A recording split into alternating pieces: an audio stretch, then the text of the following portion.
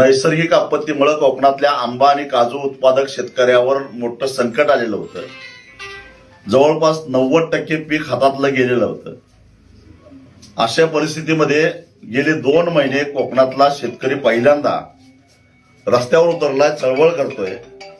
आणि असं असताना सरकारनं मात्र त्याच्या जखमेवर मीठ चोळण्याचं काम केलेलं आहे.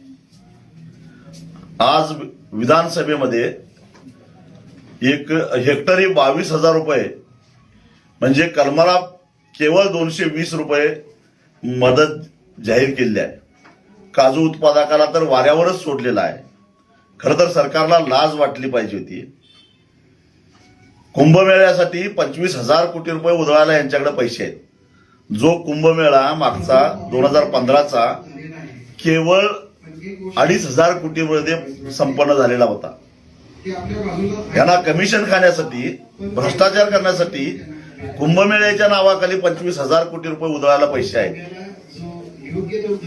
ज्या सगळ्या महाराष्ट्राला नको असलेला शक्तीपीठ महामार्ग, ज्यातून यांना 70,000 कोटी रुपये खायला मिळणार आहेत, त्यासाठी 1,15,000 कोटी रुपये उधळायला यांच्याकडे पैसे आहेत.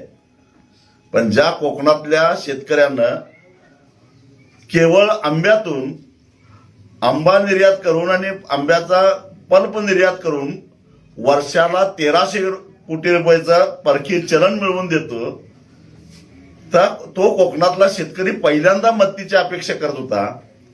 त्याला मात्र केवळ 220 रुपये एका कलमाला, ज्या कलमावर यावर्षी शेतकऱ्यांनी 4,500 ते 5,000 रुपये खर्च केले आहेत आणि ते सगळे पाण्यात गेले आहेत.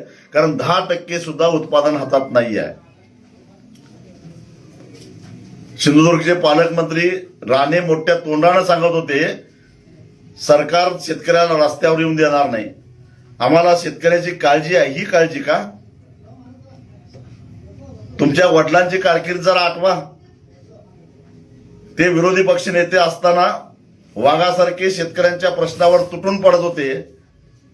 खरं तर त्यांचा वारस सांगायची सुद्धा तुमची पात्रता राहिलेली नाही असं मला वाटतं. मुख्यमंत्र्यांना याची किंमत चुकती करायला लागेल. लवकरच एक व्यापक मेळावा घेऊन चलो मुंबईचा नारा दिला जाईल. आणि आता केवळ सिंधुदुर्ग नव्हे, सिंधुदुर्ग, रत्नागिरी, पालघर, रायगड आणि ठाणे या जिल्ह्यातल्या आंबा उत्पादक आणि काजू उत्पादक शेतकऱ्यांचा एक मोठा प्रचंड असा मोर्चा मुंबईवरला धडकल्याशिवाय राहणार नाही. बघू आता एकदा आरपारची लढाईच आपल्याला करावी लागणार आहे. माझी आंबा आणि काजू उत्पादक शेतकऱ्यांना एकच विनंती आहे, जेव्हा पिकलं तेव्हा लुटलं. देणं घेणं फिटलेलं आहे.